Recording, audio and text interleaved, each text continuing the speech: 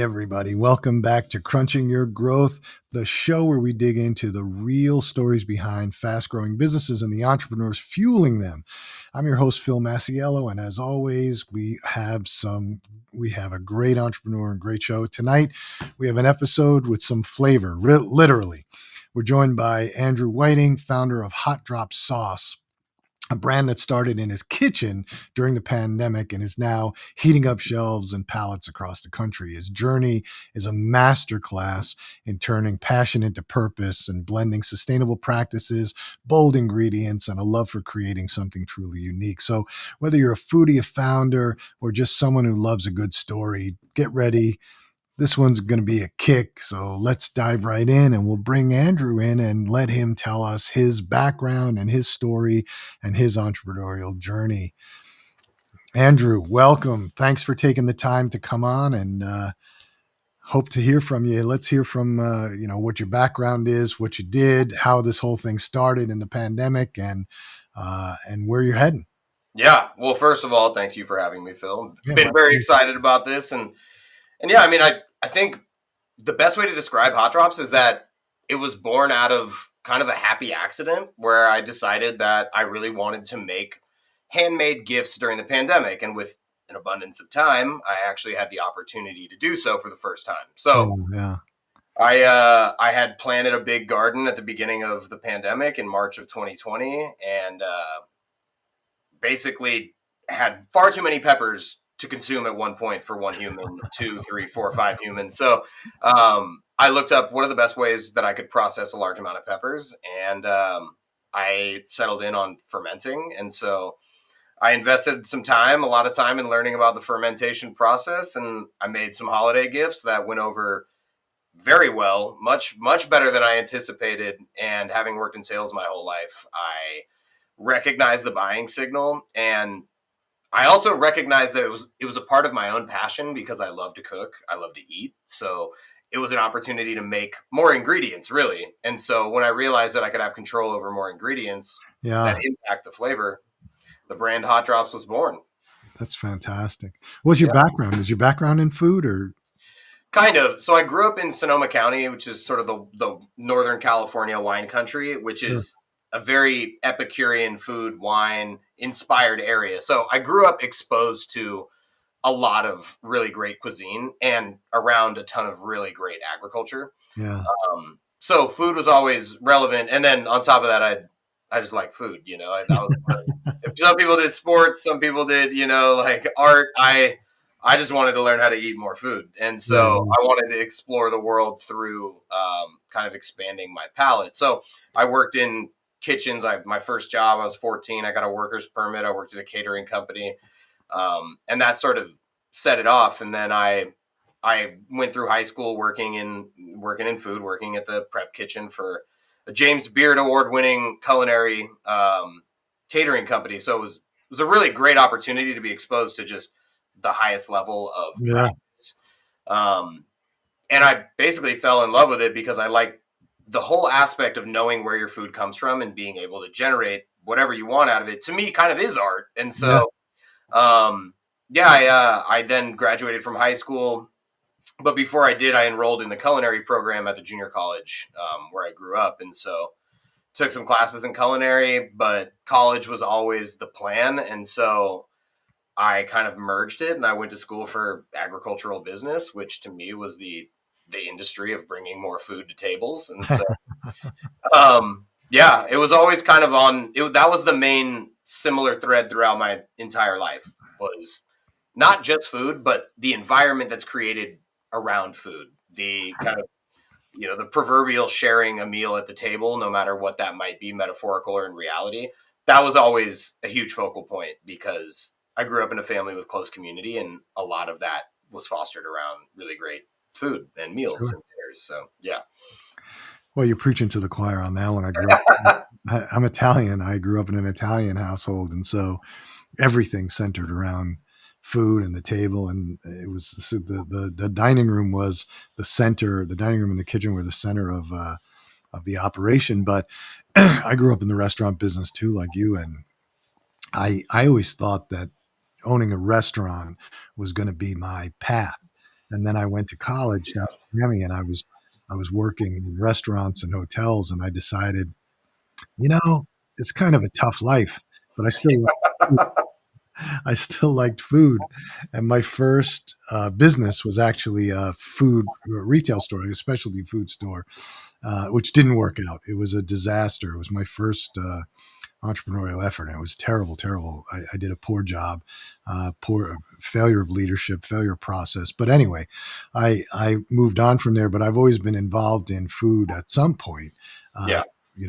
Even still with the agency, we do a lot of brands in the food business, olive oils and pasta sauces and hot sauces and things like that we market or help brands to grow. So I agree with you. I mean, food is it's funny. I'll tell you a quick little funny story about food too.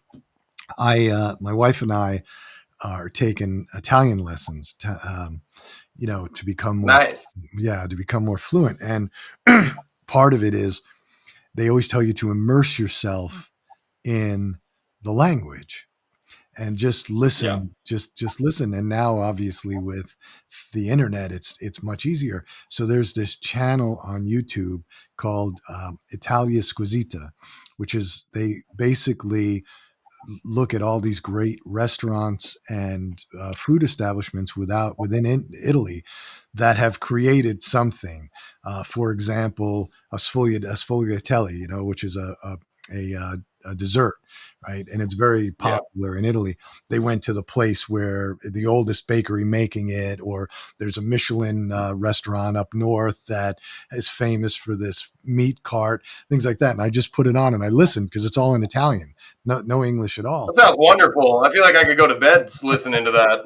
Yeah. You know, So I use white noise, but I could opt out. You know. so I sent it to my our Italian teacher is in Italy, and I sent it to her. I sent her all these videos, and I said, "This is what I've been doing during on the breaks, and this is what I've been listening to." And she got a big kick out of it. But it's so easy because I can understand it because I know the food so well. So when Yeah. they're talking, I can understand exactly what they're saying. So it's great. I think that's a great point in general when it comes to education. Is it's easiest to be educated on things that you're inherently interested in. Oh I mean, yeah, I grew up in California, so I learned a ton of Spanish, like just by being immersed in kitchens and talking with, working on the line, working as a dishwasher, working. I mean, I worked sure. when I was younger than 14. I would work in the vineyards, putting cartons around baby vines, and it was like some of the most pronounced culinary moments that I had happened in areas where I knew 35% of what was being exchanged verbally. Right. And like, I mean, I learned from them, and I not only did I learned like the slang or like the actual communication style as opposed to the perfect verbatim, almost foreign form of the language. But yeah, it sounds awesome. I'm gonna need that. I'm gonna need that channel. Definitely Oh, gonna need that channel. I'm gonna start learning my own Italian right away. I'll send it to you. Well, you'll love it Yeah, as please. far as food goes. You'll love it. It's a fantastic channel. Um, so then you decided to what? You made it as gifts. That's how you started. But then you started expanding the brand. You took it out from just doing gifts. Yeah, so after I probably made, so I had red and green peppers, so it was kind of perfect for the holidays. So I made a red sauce and a green sauce. Actually, these are the two sauces that we started with. This is Yes, made with Fresno chilies, and then this is Jalapeno, which is made with jalapeno and poblano. And so it just happened to work out where I had red and green. Made them, gave them away as 2 packs. My sister is actually a graphic designer, so she made this label, and that was, her gift to me during the pandemic was, if you're gonna make these, I'll make that for you. And then put them on the bottle, gave them out, and the response was overwhelmingly positive. Like, I've Mm. sold, after I graduated, I worked in sales. I've never seen buying actions like that where somebody was like, "Yeah, I mean, I just need to, I'd love to get a case," and I was like, "I don't have a case. Yeah. I just made these. These are gone. Like, they're out there. Whatever I made is in the ether now." And so a couple people reached out and asked me for cases, and can I get 2 cases of it? I want to give some to my friends. And yeah, I was like, yeah, I mean, it's gonna cost you like minimum $120 a case, and they paid me on the spot. And I was like, I've learned enough in the world of sales to know that this is definitely something I can do on the side while I work full time. And at the time, I was working in the recreational cannabis industry. So I was doing a lot of brand building, merchandising, packaging, marketing, going through the ups and downs of that whole process and the learning curves at a breakneck speed. But it all kind of accumulated into this brand where I had learned about how brands market, live, survive, die, and how I can apply that to what became Hot Drops. And so I started investing in larger pieces of equipment, bigger fermentation buckets. I started doing more recipe testing. I started writing every single thing down. That's when it gets serious, is when you start writing everything down. That's when Wow. you're like, okay, I'm trying to do something here. Yeah. And then I started the social media, the Instagram, and I documented kind of my process as I started this thing. And I started it in my kitchen, and then I eventually moved into a commercial kitchen. And then about a year after that, I outgrew it, where I had 7 fermentation buckets that were 7 gallons each, and had to find somebody. I found a co-pack partner locally in Sonoma County who could do 50, 100, 125, 250 gallon fermentation tanks. And really, that's where I sort of found the edge, is that a lot of hot sauces, first of all, I'm a hot sauce equal opportunist. I do think Hot Drops is the best because I'm biased. But if somebody was like, oh, is just like Tapatio going to work for you? The answer is yes. I'm going to eat all the hot sauce. But the what I realize is that through fermenting, you take what is really sharp in spice and flavor profile, and you allow for it to round out. And so it brings these flavors out of peppers that you might not experience because it's so spicy right away. Um, so most hot sauces are made fresh. You get peppers, you blend them up, you boil them and pasteurize them, you add some vinegar, and then you bottle them. So what we do is we get peppers, we slice them up, we put them into a 4% brine, so saltwater brine. We dump all the produce, onions, garlic, peppers, pineapple, whatever, into these tanks and seal it airtight, and they sit there for 45 days. Right. Now, this is the same exact process as sauerkraut. I mean, really, it's no different than sauerkraut, the original pickling recipe. It's the same lactobacillus, lacto fermentation that people love when they eat kimchi, Greek yogurt, whatever. So what it does is it allows for all of the flavors to come out. And one doesn't really outshine the other. They all just have a moment in this sort of roller coaster of flavor, from the actual flavor to the spice level to the finish. It's just a little bit more of an experience. And it also reduces the heat level at a pretty serious level, which puts flavor first and then heat follows. Fresh hot sauces are usually really hot right away, and Sure. then the flavor kind of goes up at the end. So it sort of reverses the process, but we firmly believe that it makes for a product that's significantly more well-rounded and complex. And it seems as though the general public that is consuming Hot Drops would agree that it's somewhat revolutionary to their hot sauce shelf. So Yeah, I think there was a push to make the hottest hot sauce for a while, yeah, and it really became almost comical because and almost inedible. Nobody wants that kind of heat. You want flavor. You're doing it to add flavor. Heat is great, but it's really about the flavor. I mean, for me anyway. I like I like ghost pepper, and I like fruity types of hot sauces, yeah, and garlic hot sauces and things like that. But I want it to be to enhance my food. I don't want it to overpower the food, you know. And absolutely. I think there are a lot of brands out there that are just trying to make hot sauce. I think you're absolutely correct, and I'm in your camp. I'm very much like, in this economy, if I eat a $14 burrito and I can only taste $4 worth of it, that's financially irresponsible. Yeah, Like, so I find that you hit it on the head. This is sort of an ethos for us: is it should always enhance, it should never dominate. yeah, Like, if you like some food that you add hot drops to, it should make you enjoy it more than you would without it, not mute the flavors that you already love. yeah, And I would also say, I'll say that. Now, I'll say I'm afforded to say that because there were some serious heat seekers who pioneered the hot drops the hot drops, the future hot drops category known as hot drops. But the hot sauce category as a whole was driven by really spicy products. Like Yeah. this 5% of people consuming hot sauce that were searching, the heat seekers is kind of what I call them. They're the reason that there's a show called Hot Ones. You Yeah. know, there's a reason they are the reason there's a one chip challenge. So while Hot Drops is really framed as sort of the anti hot sauce, where we occupy the complete opposite end, where it's all flavor with heat, but a responsible amount of heat. Like there was another end where it's bottled pain. I mean, some of these sauces are called like I think there's one called 100% pain. You know, Yeah. like Yeah. Yeah. and like we really want the produce itself to be what shines, not necessarily the capsaicin or the extract of capsaicin, which is what makes as you know, which makes hot sauce hot. It just is void of flavor. So just like I don't go to a winery and I'm not like, hey, can I get your best glass of Everclear? Or, Yeah. like nobody's doing that. Nobody's like, I just got this $80 steak. I'd like to pair it with your finest grain alcohol. Like Yeah. those conversations don't happen. But if I'm going to make a Caesar salad, I need to be able to enjoy the Caesar salad. And if I want to add a little kick to it, it needs to be a responsible amount of heat. But more importantly, it needs to be more flavorful than it is hot. And so Yeah. that's the driving force.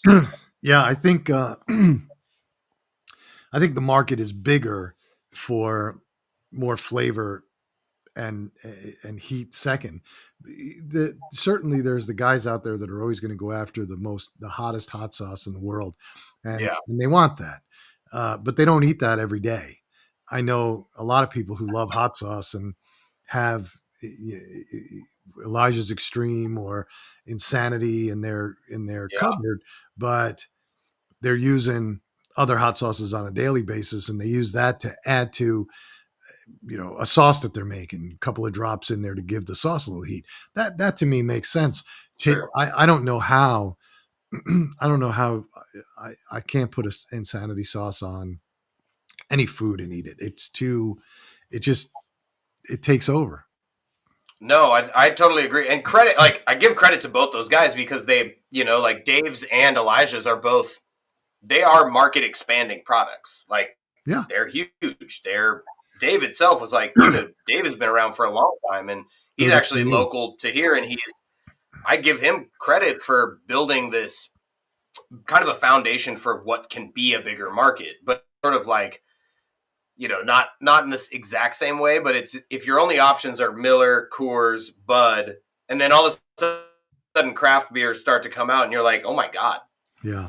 like I like this. This is a good foundation. I enjoy a beer, but like I really enjoy these unique variations. They only have an opportunity. Like Hot Drops is only able to run because Dave's walked, and built something. And so I agree, though. I mean, it's like from a personal consumer perspective, it's not what I'm going to reach for. From a business model perspective, some of those sauces have a longer shelf life than people's vehicles or marriages. Yeah. Like a bottle of Insanity sauce could last you 10 years. Yeah. Like if you're not craving the heat, No, which yeah. I mean, he opened up the category. There wasn't really a super hot totally, category 32 years ago when he started. And he actually started it at University of Maryland. He had yeah, a little taqueria or and I think what really started it was the fact that all the drunk college kids used to go in late at night, and he would make this really really hot sauce, and and they would see who could stand it, right? yeah, And then it expanded from there, but not all of them. He had they were at one point, I think there were 12 or 15 different hot sauces that he yeah. There had, are, and there were only 4 that were really super hot. The rest were flavorful and with packing some heat, and some were fruity and some were garlic, savory, and etc. And so, but yeah, I thought that, and same thing with Elijah. They don't have every single hot sauce is not super hot. no, But you look at what Yellowbird has done with their product. Again, it sort of started like you. They had a farm and they were growing their own product, and yeah, I think that. yeah, And then you have the Truffs of the world that have taken it in a different level, and look at what they've done as far as penetrating a whole different market. So I think the market, segmenting the market and going after different pieces of it. Look, there's still the guys out there that are going to try everybody. They're going to buy Truff, they're going to buy Elijah's, they're going to buy Dave's, they're going to buy yours, and they're going to have their shelf in their kitchen or their cabinet in their kitchen with 50 or 60 different hot sauces.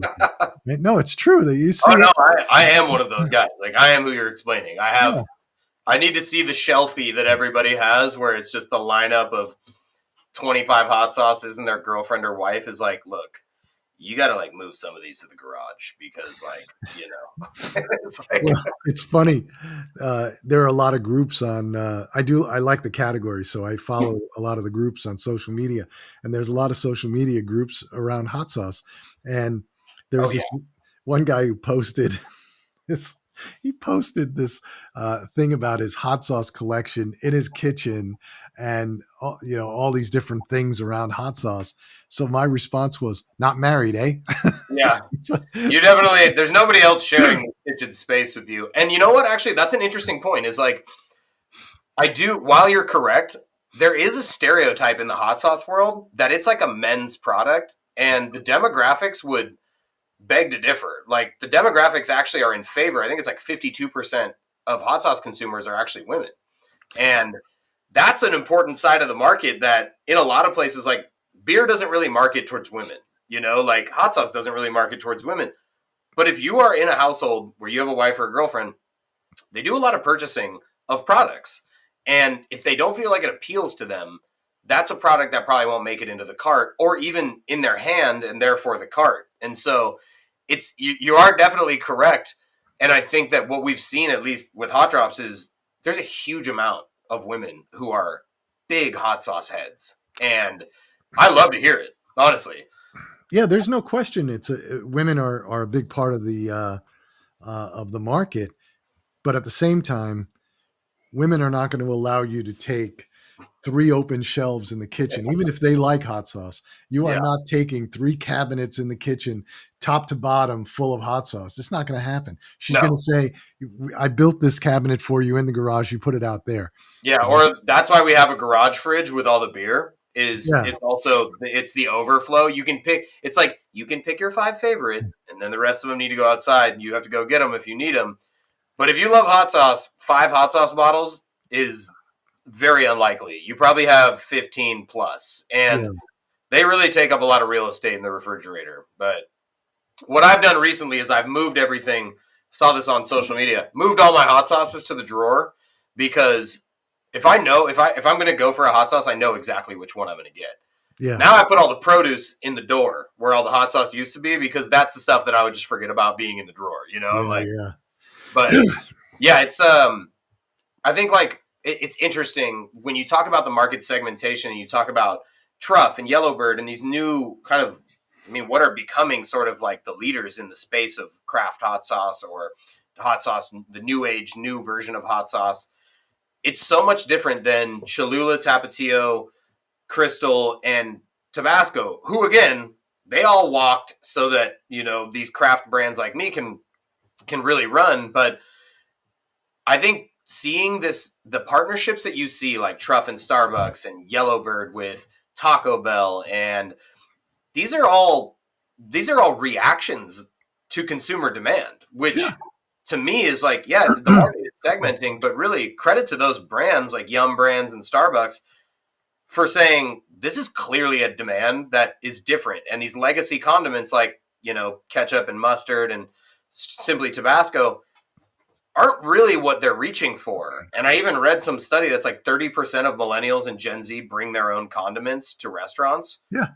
Like, I mean, I do, so I guess it makes sense. But yeah, I'm committed to the game on another level. So it's awesome to hear that people are controlling the food and the palates that they have by including foods that they love and combining flavors. It's like, what better way to respond to consumer insight than to innovate? And I think hot sauce is a category that's we're just really seeing kind of the start of its innovation.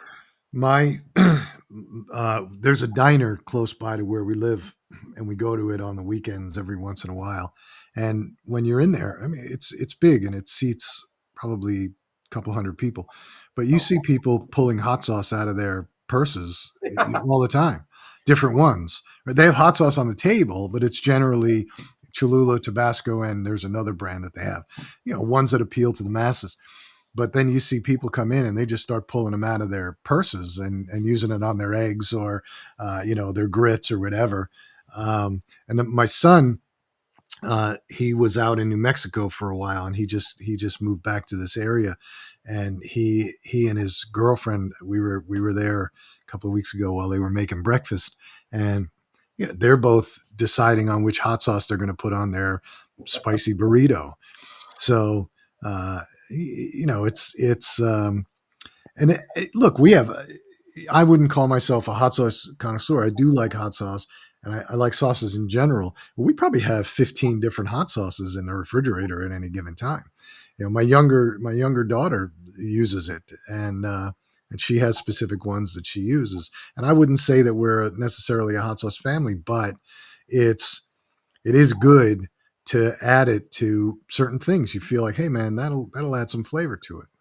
It's often referred to as like one of the secret ingredients in kitchens of all scale, but some Yeah, of the like the finest dining establishments, they're using either a homemade hot sauce, which or kitchen made or house made, which is usually a version of some fermented hot sauce, given the popularity of restaurants like Noma that really practice a dedication to fermenting, and this emphasis now in the post COVID era, people are really invested in what they're consuming. And, like, I don't think anybody really thought that much about something like Heinz or ketchup for that matter.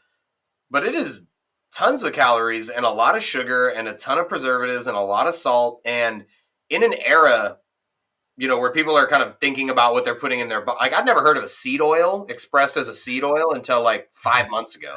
I was like, I mean, technically avocado oil is a seed oil, right? But that's one of yeah, the good ones. But so it's this emphasis on what people are putting in their bodies is so different than it used to be. And I think spice is one of those things that, if used appropriately, absolutely adds an elevated aspect to a meal. And, in a salad dressing, they say you should have like sweet, savory, spicy, salty, umami, and like us and sour as something that provides a full scale kind of a comprehensive dressing. And yeah, I mean, grabbing like that hot sauce is an easy thing to grab, and you can add a little acidity, you can add a little sweetness if it's fermented. It's really kind of this, we call it the ability to play with food. So yeah, when we say hot drops, we want you to play with your food. yeah. That's like a mission for us, is play with your food. That's how you create new combinations and flavor profiles. Like, you can buy hummus at the store and put hot sauce in it and mix it up. You can make a marinade, you can make a salad dressing, you could do a glaze, you could do a, like, really, if you don't know how to cook super well, hot sauce and condiments are a really great way to cook. You're using two different flavor combinations that you know how to collaborate on and mix to make something you like. That is cooking. So Oh, absolutely. I think it's really, I love hearing when people say, I love hot sauce, but I don't know how to cook. And I ask them, do you ever add it to things like mac and cheese when you make it from the box? And they're like, yeah. And I'm like, I mean, you are cooking. Like, it Yeah, might not feel like you're dicing, fine dicing chives and sprinkling, like, but that's combining flavors together is at its core cooking. And as I said before, I'm looking for more opportunities to explore more flavors and food. So when you think about hot sauce, it's onion, garlic, peppers. These are like foundational cooking spices. yeah, So to have them all in different flavors, like, I mean, well, we can touch on this, but it's sort of like, because we prioritize flavor over heat with hot drops, the goal is to give you something that can really dramatically improve the quality of or the flavor of whatever it is you're eating. And we jokingly but kind of seriously refer to ourselves as like the anti hot sauce, because our goal isn't to, melt your face. It's to make you enjoy what you already enjoy more. And actually, in doing so, the two most popular products that we have are, they're like zero heat. They're really seasoning sauces. They're not even hot. This is hot sauce shaped because of the bottle, but it's a seasoning sauce. Like, our number one selling sauce has no heat. It just tastes like a hot sauce. And that's people who love hot sauce, they love the flavor and the spice. People who don't love hot sauce, they don't hate flavor. Their body just reacts to spice like it's an allergy. So, it's like the condiment world, the hot sauce world. Hot sauce is technically a condiment. Really, we just want to provide a sauce that allows for you to season your food to a degree that you enjoy it more. Yeah. No, it's when you look at sort of the growth brands that have come out. Truff's not especially hot. It's good No, flavor. It's not especially hot. Yellowbird isn't especially hot. There's a couple of them that are getting there, but they're not. They're not building it to say, "Hey, we're going to make the hottest hot sauce." I think that era is over. I think people have said, "Hey, I like it. Yeah, I can take the one chip challenge." mm-hmm. And again, that didn't last very long, but No, people did it, uh, but at the same time, they sell chips that aren't necessarily going to burn your face off. totally. So, but I It's like do. the market is. I mean, I'm going to drink more beers if they're 3 to 5% than I am like a 12% triple IPA. Oh, sure, You know what sure, I mean? sure, sure. So I want to, yeah, like I like to use it. I want to use it in abundance, but sometimes if it's the super hot, that'd change the course of your week. Oh my God, you can. Yeah, some guys do some silly things. I I I, re- I remember we were doing some work for a big hot sauce brand. We were their marketing agency for years, and helped them grow. But we did a couple of memes about the super hot side of it, and people doing silly things with it, right? So it was sort of user generated content of bros doing what they were doing with super hots, and just how much can you handle? And you're looking at these tiny little bits, and people are going, "Ah," and it really is. It's not pleasant. Like, what are you doing that for? Yeah, it's great if it's a challenge. How much can you handle? But If somebody ever offers me hot sauce and the only way that they suggest trying it is at the end of a toothpick, I'm out. You know what I mean? Like that's like just put the end of the toothpick in and then dab it on your tongue. It's like I don't think I will, like I well, the think I hot, won't. yeah, hot. What do you call it? Hot. Oh, hot ones? No, the TV show. Hot Yeah, hot ones. ones. Hot ones. They won't accept any hot sauces with extract in them anymore. They Except the so, bomb, and they'll never remove the bomb. The bomb is well, brutally hot and like tastes like battery acid, but it's a mainstay. yeah, but I don't think it has extract in it anymore. I think they took it out.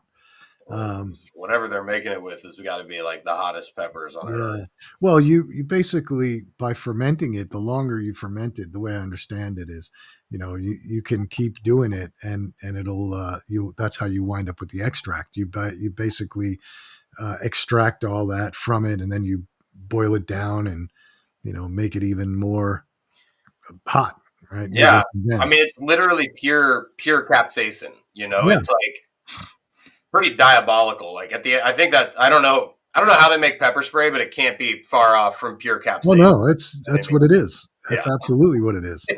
So, The last time, what? I've never been like, man, this burrito's great. It would be way better with pepper spray on it. You know what I yeah, mean? yeah. I've No, never, and I want to use like an ample amount of whatever sauce. Like I want to use, if I pull a sauce bottle out, I'm using a fifth of it. Like I'm definitely a heavy pour, oh, but is that right? I am, yeah. But it's easy to do with hot drops because it's all like it's delicious by itself. I mean, I have people come up to me all the time at farmers markets or events, and they're like, sometimes I just sit on the couch and I just eat chips and I just pour the hot sauce directly on the chip, and I'm like, honestly, that sounds wonderful. Like if we had a bag of chips and a bottle of hot sauce, I'd probably say we should do it right now. But like when people say that, it's like that's all I need. It's like so you're literally eating the sauce. You're not like you crave the sauce. You're not craving just the chip. You know what I mean? And it's a Yeah, it's a good vote of confidence. it's funny. I uh, I don't eat chips and things like that when I snack. I was trying to stay away from eat healthier and things like that, but I do like having something to add flavor to it. So for a while I was making um, these fried Brussels sprouts or broccoli, and there's a creamy hot sauce out there, and one was a creamy jalapeno, one was a creamy roasted red pepper, and they were fantastic. They had a bit of heat, but they were fantastic for like dipping that into. And sitting there while you're working because you need a snack, instead of grabbing chips or grabbing cookies or whatever, dipping Brussels sprouts into it or whatever. I mean, it's fantastic. So I mean, that seems like a perfect usage. I think, like the goal is, for me, at the core of hot drops, our like main ethos is it should enhance, it shouldn't dominate. Go with your gut, because fermenting it really prevents the pain and the acid reflux and the indigestion and the heartburn that you traditionally get from a freshly blended sauce. sure, And then to play with your food. And I mean, I say it's like one of our quotes is like, get ready for a healthy pour, or like, you deserve a healthy pour. And I mean that in two ways. Like, it's the double entendre of like, you're probably going to use a pretty significant amount of this, and it's not going to be something you regret later, yeah, which is crucial, because most people will come up to if we do a tasting somewhere, people will come, I can't have hot sauce anymore. It doesn't agree with me.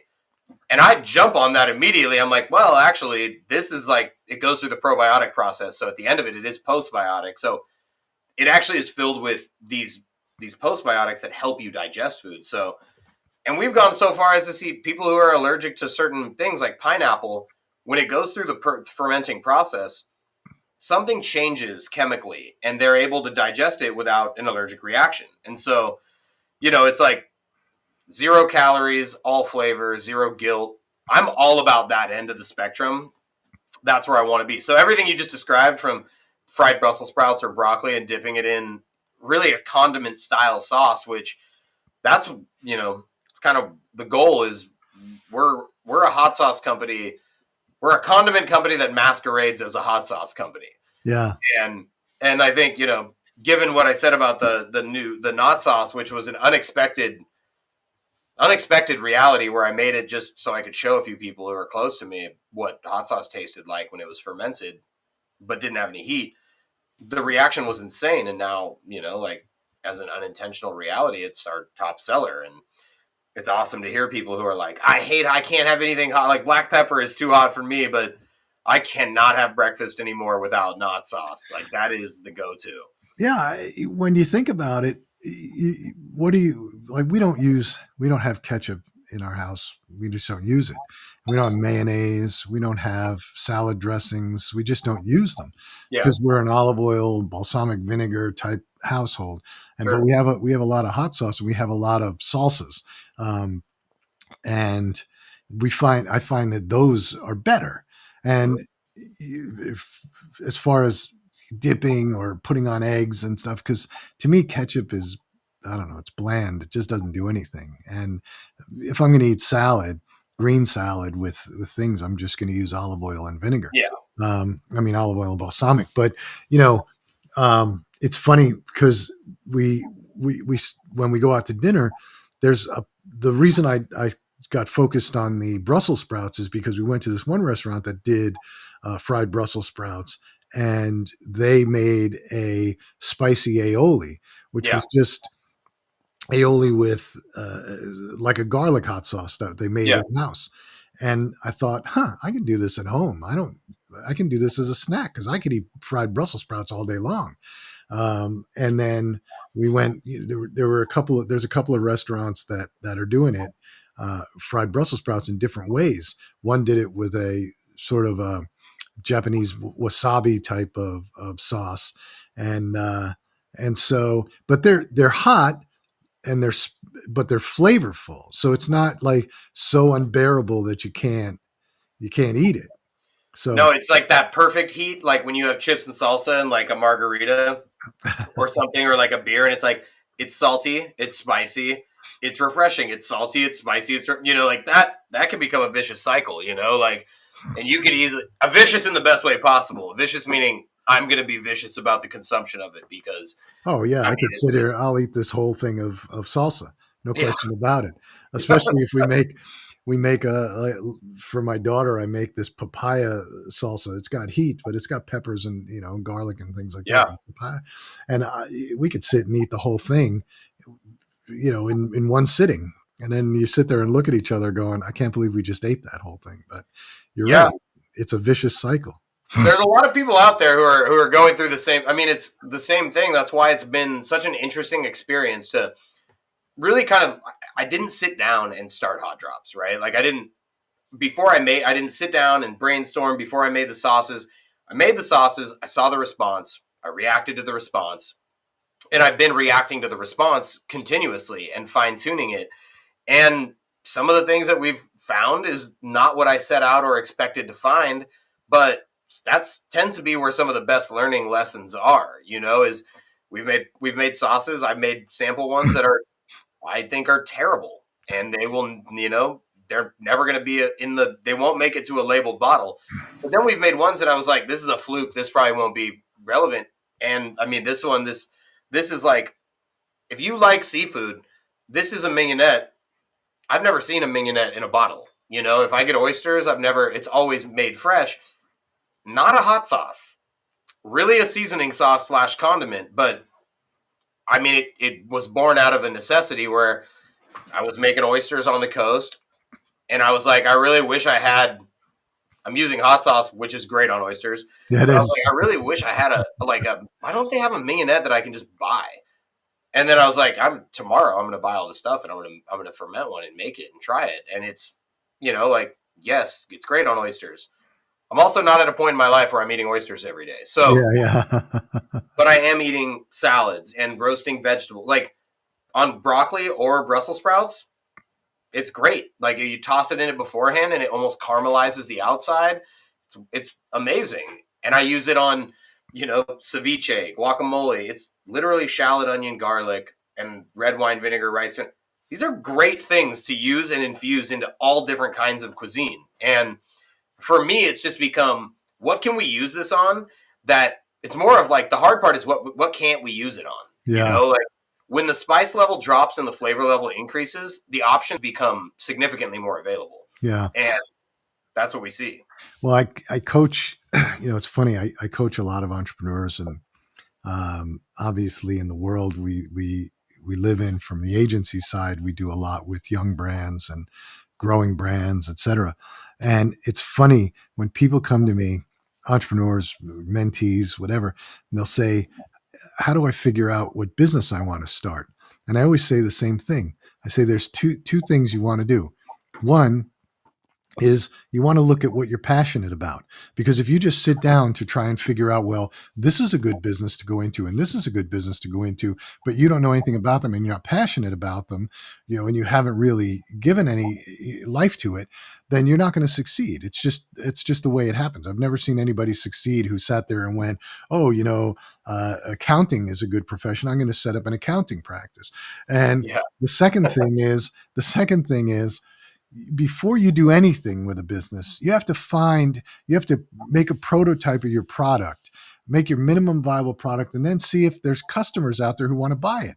And if there's yeah, people who want to buy it, then you have a business. So those are two things. And it looks like you did it by accident, but at the same time, you know, you followed the same process, which is really find something that you're passionate about, which is food and flavor, and then find people, make a prototype, which you did, minimum viable product, and then make sure that you can find somebody who wants to buy your product. So you gave it out as gifts, and people were like, "Man, I'll buy cases of this stuff," and then you have something, and that's how you can bring it to fruition. You can put a framework around it, and really, that's the key to entrepreneurship. That is the key to building a brand.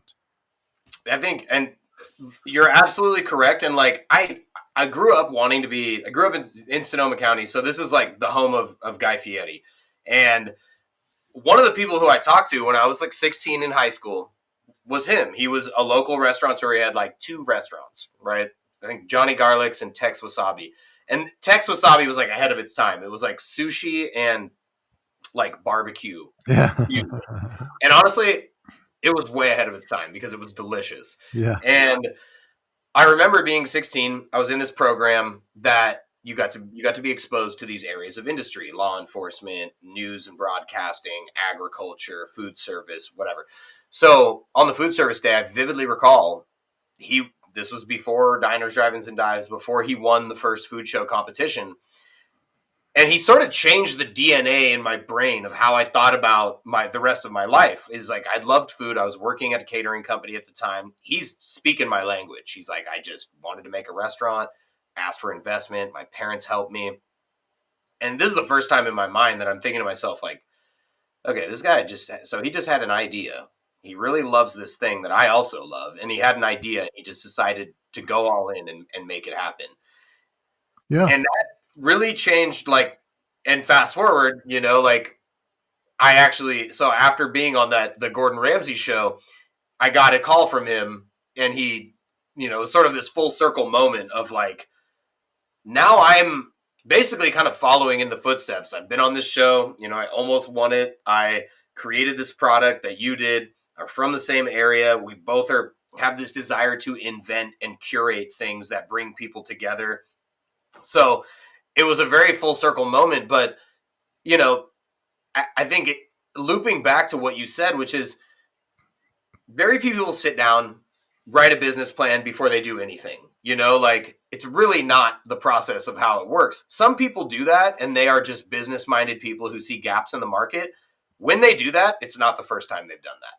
They did the process of failure, success, finding out what worked, didn't work, and then apply it to a new opportunity. And the opportunity itself is attractive.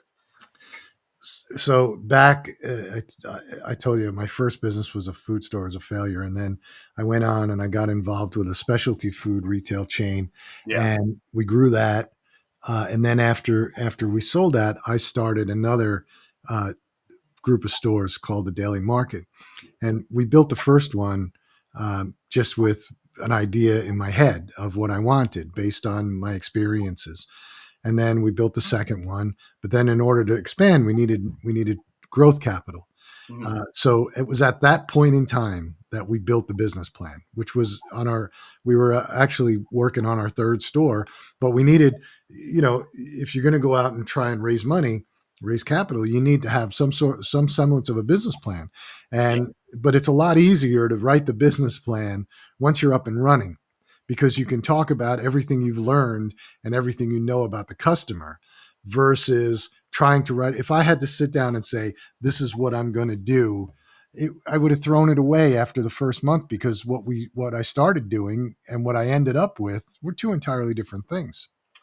Yeah, it's funny how the evolution aspect is a really important, not only from the evolution of the business, but the education of you as the person running the business. Yeah, I mean, you said it sort of at the very beginning, you said it. You're like, I had started this specialty business and ended up being a failure. Those are like, whether you like it or not, that's the fast track to education. It's like you learn the most through the intensity of those experiences. And really, the things that don't work out educate you a lot faster than the things that do. it's funny. I was speaking in February. I was at this conference and I was speaking about entrepreneurship and about growing a business. And I started out said I've in my business life I've founded 10 different companies, and you hear everybody go, "Ooh." I said, "Yeah, but only four were successful." Yeah. My batting average is not that great. Those six though, the first one the first one was devastating, and so that one I carry with me still to this day. I can tell you all the mistakes I made. The other ones were just bad, either bad timing or getting into a business that I should not have been in because I didn't understand it and I didn't know it. And I thought, well, I have this marketing company and we can market anything, but you still have to understand the business. So yeah, some of those were just me being too pigheaded or too arrogant. But yeah, it's funny when you tell people that, but it's true. I really only had four successes in my life, and the rest were just failures. I think, yeah, I mean, I feel that on a different level where I was a part of multiple, like, I mean, being a part of the cannabis industry in California did not pan out the way Yeah. everybody on earth expected, like, Yeah. I mean, if it panned out the way I thought that it was going to, I would be, the CFO or COO of a company in the cannabis space now. But Yeah. I learned so much about how businesses rise, fall, deal with overcome these hurdles that you never see coming. I mean, really, being an entrepreneur at the end of the day is still being an inventor. You invent solutions to problems that you never foresaw. Oh, absolutely. And honestly, when you approach it like that, it becomes less of this life and death scenario and more of a game where, it's easy to say when you're feeling great and you're in high spirits, like the game of entrepreneurship is fun. When you're down and out and it's soul crushing because the thing, it is not as fun anymore. But, like, it's still like any game, a game of life, whatever. The ups and downs are so extreme in the world of entrepreneurs. It's like, the best things I've ever experienced happened through this journey. Some of the worst things I've ever experienced have happened through this journey. All of them were very educational, but I promise you the ones that were not my favorite were the ones that were the most educational. Oh, absolutely. So Absolutely. I have this saying with one of my friends where it started as a joke when we were roommates in college, but we grew up together and, like, ended up being roommates in college.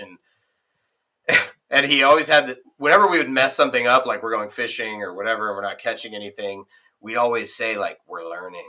We're Yeah, really we're learning learning. out, like, never like, man, we suck. Like, we haven't caught any crab, like, we didn't catch any fish. We didn't be like, we'd like jokingly look at each other when we knew things were going downhill, and we'd be like, we're learning, aren't we? Yeah, we're Yeah. learning. We're So, learning. like, Yeah, I've learned a I, lot.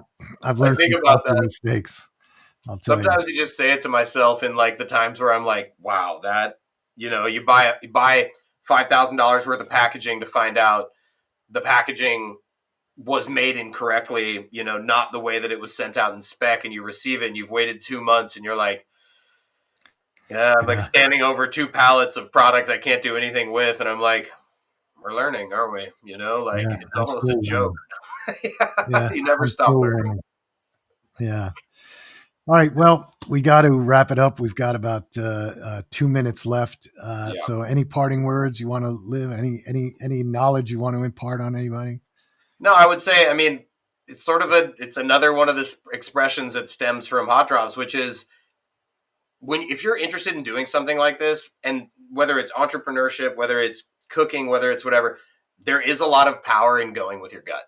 And Oh yeah, they refer to it as the second brain, and it's got more nerve endings in your stomach than it does in your brain. And so, like, if you have a feeling about something, go with it and, like, yeah, give it a shot, because it's sort of like, the answer is no unless you ask. The answer, it won't happen unless you try, and trying can be hard if it doesn't work out. But at the end of the day, you will definitely be learning. And I would say, you know, the creation of hot drops, this whole thing has been one of the most educational processes, not just for me, but also to learn how people feel about products and how people attach to them. I mean, it yeah, becomes a part of their identity. And so creating something that people attach to is really a gratifying feeling. And at the end of the day, whatever you make, you should want to add value to the world.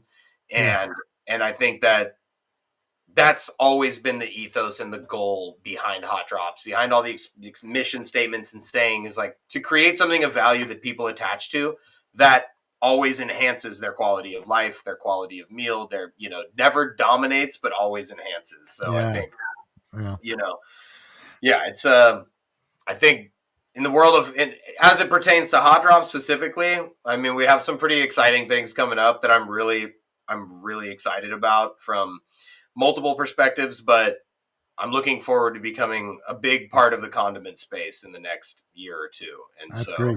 yeah, I hope whoever's watching this, keep your eye out. And if you are somebody who knows that person who doesn't like spice at all, we've created a safe space for you in the form of not sauce. Yeah, So, yeah. you know? It's an incredible story from spare peppers to standout sauce brand.